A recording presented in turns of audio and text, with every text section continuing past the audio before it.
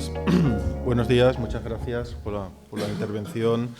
Bueno, en primer lugar, bienvenidos a todo el mundo y muchas gracias a la Cámara y también a todos los asistentes hoy por la oportunidad que tenemos, ¿no?, de tener esta jornada por la mañana.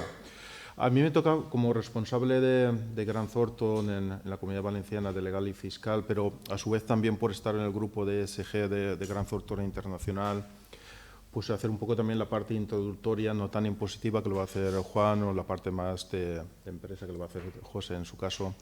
Pues me toca un poco más enmarcar por qué nos encontramos con el impuesto, ¿no?, sobre envases no reutilizables, o el Plastic Packaging Tax, que se llama en el resto de Europa, ¿no?, en este sentido. Si me permitís, yo os diría que evidentemente el origen de todo es lo que la Unión Europea ha llamado o ha venido a llamar como el Green Deal, ¿no? ¿Cuál es el objetivo de la Unión Europea con el Green Deal que está publicado por ella misma? Pues evidentemente al final el objetivo del Green Deal es llegar, como veis ahí, al 2030, 2050 con el objetivo de cero emisiones. Es decir, se define la propia Unión Europea como el primer continente que va a llegar a las cero emisiones en el 2050, ¿no? Es un poco ya como gracia, ¿no?, que se identifique la Unión Europea como continente, ¿no?, porque no todos los países del continente europeo están realmente en la Unión Europea. No sé si cuentan con Rusia para eso o no, ¿no?, como parte de ese Green Deal, ¿no? La Unión Europea ha venido dando una serie de pasos para intentar llegar a ese objetivo del 2030-2050, el 2030 con la COP26 y a su vez con la propia Agenda 2030.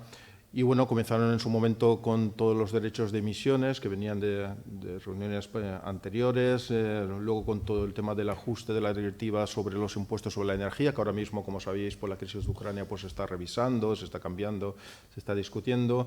Y el objetivo, evidentemente, era llegar al final al plástico, ¿no? ¿Por qué el plástico? Porque ya la Unión Europea, mediante la Directiva 94/62/CE, en su momento, que estoy hablando del año 94, ya estaba hablando de la Directiva sobre envases de plástico.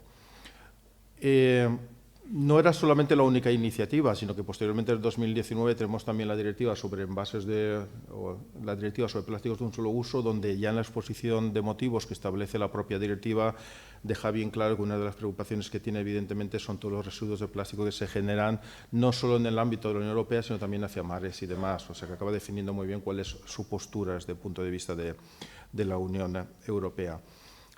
¿Qué ocurre en lo que nos afecta a nosotros al impuesto sobre envases no reutilizables o, como digo, al Plastic Packaging Tax?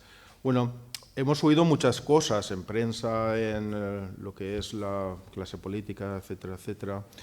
Lo que al final establece la Unión Europea no es un impuesto como tal, entendido en términos estrictos en cuanto a la gente que nos dedicamos a esto, ¿no? Lo que establece la Unión Europea al final es una contribución de los Estados miembros al presupuesto de la Unión Europea, que la propia Unión Europea define en términos de 2018, es decir, con datos Eurostat 2018, lo define como que se va a aportar al presupuesto de la Unión Europea entre 6 y 8 billones, con B, de euros como consecuencia del Plastic Tax, que vuelve a decir que no es en sí un impuesto, es una contribución. ¿Qué está pensando en ese momento la Unión Europea? La Unión Europea lo que está pensando en ese momento es que los distintos Estados miembros van a aportar una serie de cantidades en función del uso de plástico no reciclado que van a tener y según se desprende de la propia estadística de Eurostat y que está publicada en la propia web de Eurostat, ¿no?, como tal. Ello lleva a cabo una primera evaluación de cuál sería la contribución de cada Estado con los datos 2018 y llega a la conclusión de que España, por ejemplo, tiene que aportar anualmente 500 millones de euros, que Alemania tenga que aportar 1.300, es decir, 1,3 billones, que Francia tenga que aportar una cantidad idéntica, 1,3. Es curioso que coincidan. Hay ajustes también en función del GPD, es decir, Producto Interior Bruto. Y, por ejemplo, Holanda solamente 200 millones comparados con España, ¿no? ¿Significa esto que existe, como hemos oído, una directiva que obliga a España a establecer el impuesto sobre envases no reutilizables? No. En verdad no hay una directiva impositiva que diga que España y el resto de Estados de la Unión Europea tienen que implantar este impuesto. Lo único que establece es esa contribución, cuya finalidad sí que es indirectamente presionar a los Estados para que a su vez establezcan un impuesto y esa contribución que tienen que hacer a la Unión Europea venga a su vez de los agentes intervinientes en el sector, ¿no?, o en su espacio económico. Evidentemente hay Estados que pueden optar por hacer esa contribución sin tener que recoger este impuesto en cada uno de sus Estados miembros, y hay otros que, por el contrario, deciden que sí que lo van a hacer pagar, ¿no?, en su propio Estado. España ha optado por eso, también ha optado por eso, como sabéis, el Reino Unido, un año aproximadamente antes que España. Optó por eso también Italia, aunque sabéis que también se ha suspendido sine qua non, ya veremos si se recupera en algún momento, y Holanda lo está estudiando, aunque Holanda ha cambiado. Lo que está pensando Holanda básicamente es establecer el impuesto sobre lo que es el granulado, no tanto como nosotros la fabricación, distribución, etcétera, sino en una fase anterior, ¿no?, que a lo mejor no sé si sería más práctica que la regulación actual que nosotros tenemos o que va a entrar en vigor en España. ¿Dónde nos encontramos realmente en esta situación? Bueno, que tenemos un impuesto, vamos a ver cómo se desarrolla, que estamos muy cercanos a su aplicación, que todavía nos dicen que va a ser el 1 de enero 2023, con una serie de requisitos, y que es un poco complicado hacerlo, ¿no? Un poco lo que estaba exponiendo está en la siguiente diapositiva.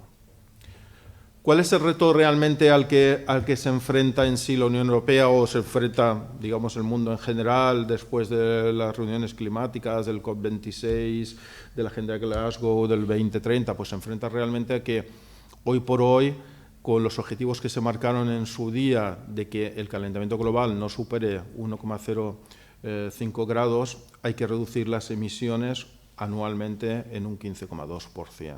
Y si queremos estar en 2 grados centígrados, entonces tenemos que reducirlo en un 6,3%. ¿Cuál es el resultado práctico que nos encontramos ahora mismo? Nos encontramos ahora mismo que en el 2020, por ejemplo, solamente se logró reducir el 0,5%. Y el 2021 todavía menos, porque todos sabemos qué ha pasado en el 2022, y todos sabemos hacia dónde han derivado determinadas economías, donde se ha sacrificado volver a determinadas energías no tan limpias, a cambio de no poder tener acceso, evidentemente, a otras fuentes de energía, ¿no?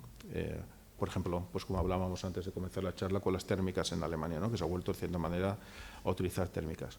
¿Qué supone esto? Que para cumplir con los retos de que no sobrepasemos estos grados en cuanto a calentamiento global, supondría que en los 10 años 2020-2030 tendríamos que reducir un 77% la huella de carbono. Claro, un 77% ahora mismo parece bastante inalcanzable en términos generales, ¿no?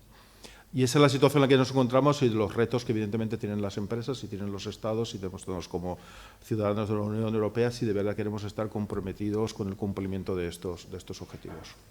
Dicho lo cual, y para finalizar, y parafraseando a Durán Lleida, que tuvo, la verdad, que una charla bastante interesante en la propia Cámara, él puso de manifiesto dos cosas que son interesantes en esa charla para reflexionar. La primera es: la Unión Europea, como ella misma reconoce, dentro de lo que es el mundo global, ha decidido tomar el primer paso, es decir, ser los más avanzados, y así se define por la propia Unión Europea, lo que no está mal, ¿eh?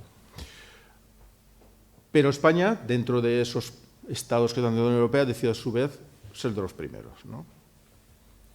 ¿Qué ocurre en esta situación? Evidentemente, la economía española, las empresas españolas, todavía no somos muy comparables a las empresas, ¿no?, del norte de Europa, ¿no?, básicamente a los grandes países industriales, ¿no? Entonces, ¿en qué medida a lo mejor se podía haber ido un poco más de la mano de las empresas españolas para establecer, evidentemente, el cumplimiento de estos requisitos, pero no sé si a través de otro proceso temporal diferente o dando otros pasos diferentes, ¿no? Entonces, habrá que ver también en qué medida ser el alumno aventajado de la Unión en este sentido, pues nos va a favorecer más o nos va a favorecer menos en cuanto a lo que es nuestro tejido empresarial, ¿no? Y todo ello, evidentemente, vuelvo a decir, sin perjuicio de que son objetivos que todos debemos estar comprometidos porque nos afectan. Bien. Y ya con una pequeña gracia que estaba también diciendo al principio de la charla, digo, bueno, a lo mejor con lo que se anunció, creo que hace 2 días, ¿no?, con la obtención de la energía limpia y demás, ¿no?, que han obtenido los americanos y que dicen que puede estar en 10 años produciendo, a lo mejor si alguien escucha esta charla dentro de 10 años pensará que somos marcianos, que hemos bajado, ¿no?, porque a lo mejor ya no tenemos un problema de combustibles fósiles ni otras fuentes de energía que son menos limpias, ¿no?, que la propia energía o el propio descubrimiento que han hecho los americanos, y a lo mejor este debate acaba un poco desapareciendo, aunque evidentemente los residuos de plástico, etcétera, etcétera, existirán y debemos seguir trabajando sobre ello y tenemos que seguir comprometidos con esos objetivos de sostenibilidad, buen gobierno y medio ambiente, ¿no? Y yo, sin más, no sé si me he enrollado mucho, pero sin más doy paso a la parte más impositiva y demás con nuestro compañero Juan, que es el responsable de nuestra oficina de un área en concreto, pero sobre todo de lo que es la implementación de este impuesto para nuestros clientes y potenciales. Y de nuevo agradeceros a todos vuestra presencia y la atención prestada. Gracias.